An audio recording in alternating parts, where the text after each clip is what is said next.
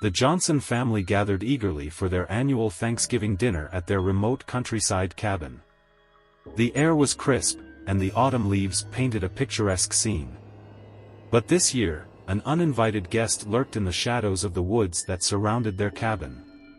As the family settled around the table, laughter and joy filled the air.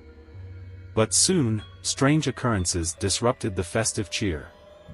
The lights flickered ominously, casting eerie shadows across the walls.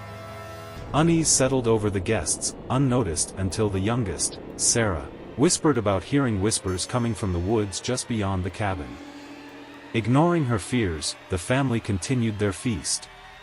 But the atmosphere grew tense, and each passing minute felt suffocating. A heavy fog enveloped the cabin, obscuring the windows and cutting them off from the outside world. Communication signals were lost, leaving them isolated and vulnerable. As the night deepened, a haunting melody drifted through the fog, a tune that sent shivers down their spines. The once inviting woods now seemed alive with malevolent energy. Shadows danced outside the windows, and the whispers grew louder, morphing into guttural chants that echoed through the cabin. With a sense of impending doom, the family sought answers.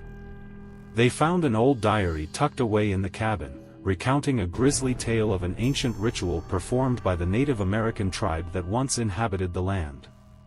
The ritual, conducted to appease an angry spirit, required a sacrifice on the night of the harvest moon, a sacrifice they realized corresponded to their Thanksgiving night. Frantic and desperate, the family tried to fortify the cabin, but their efforts were futile against the supernatural force. The cabin quaked as unseen hands pounded on the doors and windows, demanding retribution for the broken ritual. In a final desperate act, they attempted the ceremonial chant to appease the vengeful spirit, but it only seemed to intensify the malevolence.